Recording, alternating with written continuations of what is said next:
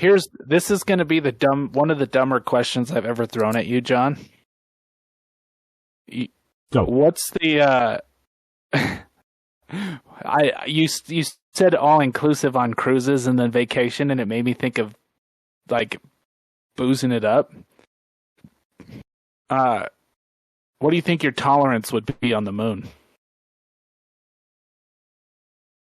Well, I mean, the theory goes that, the higher up you go, the easier it is to get drunk. So I'm going to assume that most of the bartenders would limit you to like a shooter. Right. You would.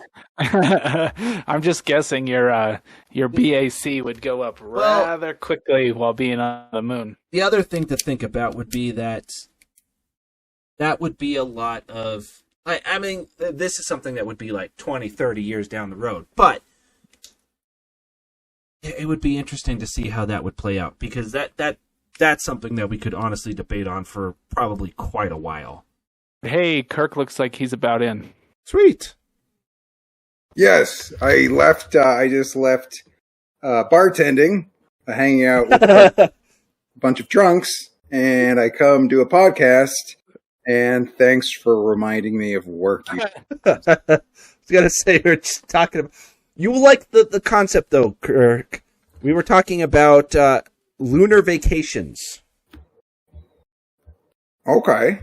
So vacationing on the moon. There's certain things you probably don't want to do in space, like throw up.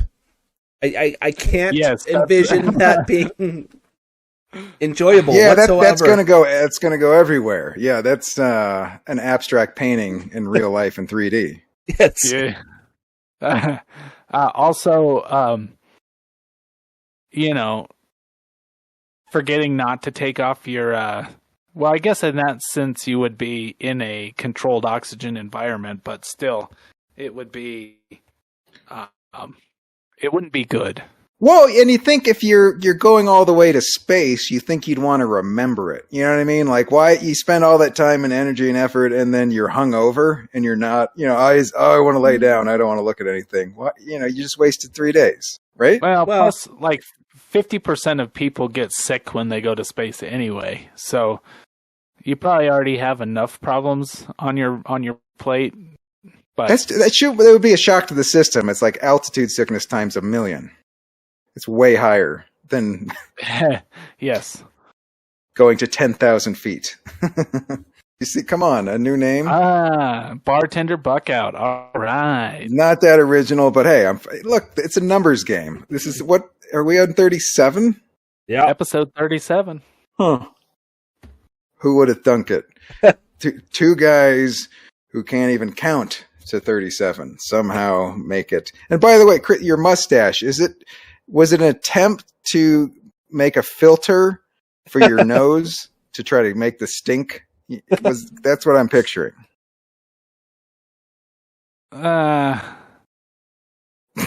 It's like a nose filter. Like, okay, so another one, like you say, you say mustache, I say hair lip. Okay. All right. I mean, make fun of my mustache all you want. It's awesome. Look, I wasn't here for the first half, so I feel I am playing catch up. I gotta. Right. Fair enough. All right, John, you're pale. Okay. Anyway, moving on. I didn't have to. I'm not. I wasn't clever. I already made fun of him for that, Kirk. I was trying to fill your shoes. Printer's been mostly quiet for the last 4 months ish. Ever since. So the initial wore off. Like, how many months was it exciting and new, and then it kind of gets boring? It's not that. It's just for me, every time I hit a major problem, it kills the just the momentum. Like for my new press, it needed a new nozzle, which was fine. I put a new nozzle on, and then, as Chris knows, every time you replace a nozzle, you have to kind of fine tune it back to to get it back to where it was. It takes a while to get it back synced up. Like it's a little, it's a new thing, so it's globby, it's thin or whatever. Yeah, it's kind of like changing your guitar strings, Kirk. You know how they're just not they sound a little weird in the beginning. It takes a while to break them in, and it's got to hit the sweet spot. So, and that's the biggest problem. Like, the other problem I have is I've got two other printers. My old presser, the heat bed's dead, and I don't even want to think about having to work that, because I just spent $100 replacing the hot end on it, and I don't really want to look and see how much a new heat bed is for that thing, or the amount of work it would take to get the bed off to put a new one on. Like, it's not something I want to think about. It's odd Pressa because it has the same name as it sounds like it should be in the Wu-Tang Clan. Give it up for Pressa, everybody. Come on. On the ones and the twos. I don't know. So what you're saying is that heat bed ain't nothing to fuck with. That could be exactly what I once said. Yes, indeed. But it's so annoyed by this. It's like, oh yeah, buy these products. And then he I don't know if it's affiliated or if he was affiliated or was getting a kickback from the company, but he put the Kickstarter link in for the filament drying thing. So I'm like, odds are, yeah. Yeah, I'm like, so he's getting paid to promote this stupid, probably $100 or more filament dryer. And I'm like, that's not, most people are not going to need that. Right. It's I don't know, like it's snake oil salesman. Hey, here's the tonic that'll make your 3D printing the best forever, and you can. It's like Well, and then they don't do it. My favorite one, Kirk, was back in the Great Depression. There was a mail order catalog that was selling solar powered clothes dryers.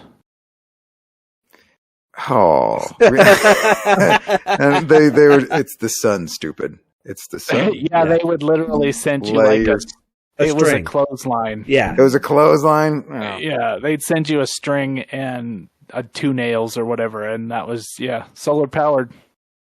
How much? That's yeah. Only 3 easy payments of $19.95. You're like, that's capitalism at its finest, but you're like, kind of a dick move. Kind of a dick move. Like Solar Storm insurance. I just feel sorry for the people that were like, oh, solar powered clothes dryer. I'll never have to. Oh. Wah, wah, wah.